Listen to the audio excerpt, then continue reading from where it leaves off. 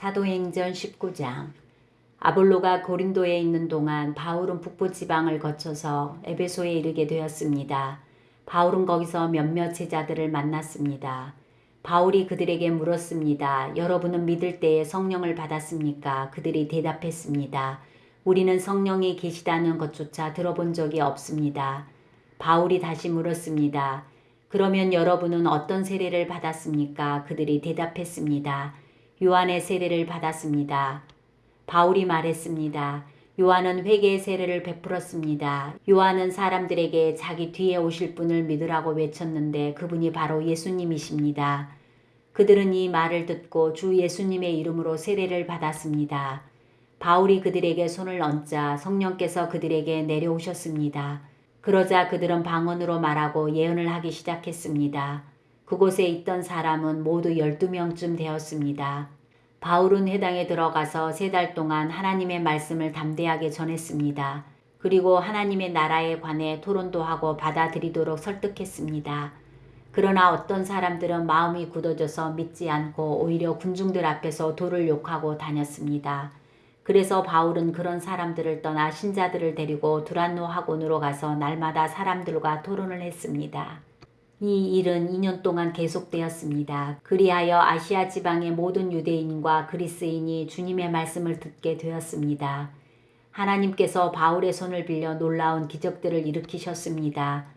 심지어 사람들이 바울이 몸에 지니던 손수건이나 앞치마를 병든 사람 위에 얹기만 해도 병이 낫고 귀신이 쫓겨나갔습니다.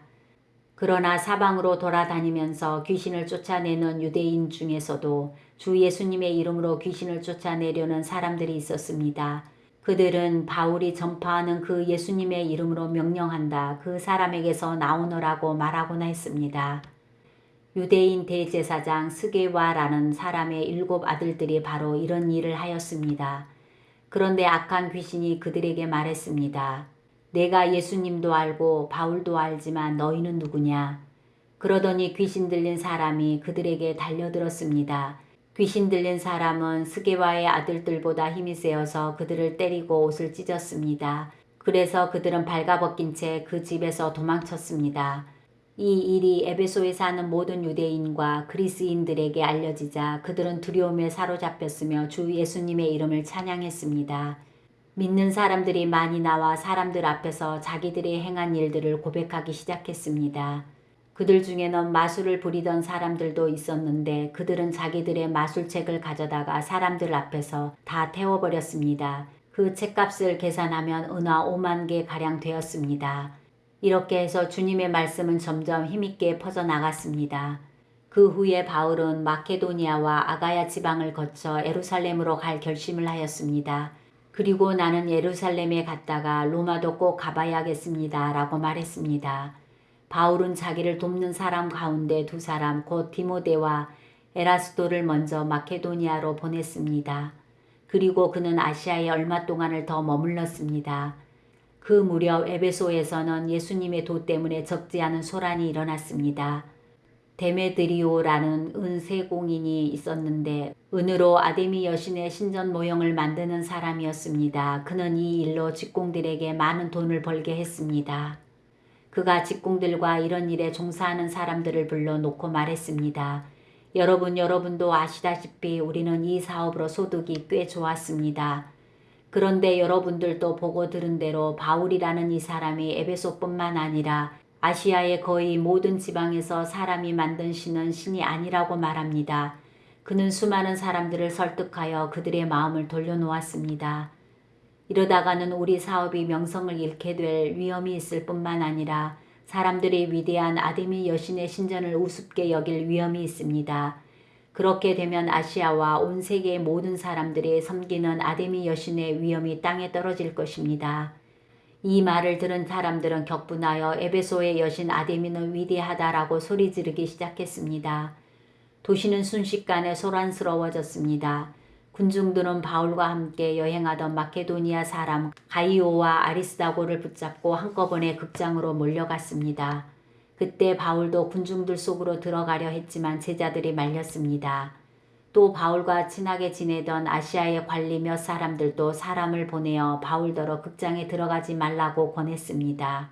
극장 안에서는 사람들이 소리를 지르는데 어떤 사람은 이렇게 다른 사람은 저렇게 외쳐대는 바람에 극장 안은 완전히 난장판이 되고 말았습니다. 심지어 자기들이 그곳에 왜 모였는지조차 모르는 사람들도 많았습니다. 유대인들이 알렉산더라고 하는 사람을 앞으로 밀어내자 군중들 중 몇 사람이 그를 다그쳤습니다. 알렉산더가 손짓으로 사람들에게 조용히 하라고 한 후 군중들에게 변명을 하려고 했습니다. 그러자 군중은 알렉산더가 유대인인 것을 알고 한 목소리로 에베소의 여신 아데미는 위대하다라고 2시간이나 외쳐댔습니다. 마침내 에베소 시의 서기관이 나와 군중을 진정시키고 이렇게 말했습니다. 에베소 시민 여러분, 에베소가 위대한 아데미 여신의 신전과 하늘에서 내려온 그 신상을 지키는 곳이라는 것은 온 세상이 다 아는 사실입니다. 이것은 부인할 수 없는 사실이므로 시민 여러분은 마음을 가라앉히고 경솔한 행동은 삼가시기 바랍니다. 여러분은 이 사람들을 이리로 끌고 왔으나 이 사람들은 우리 여신을 모욕한 적도 없고 그 신전에서 무엇을 훔치지도 않았습니다.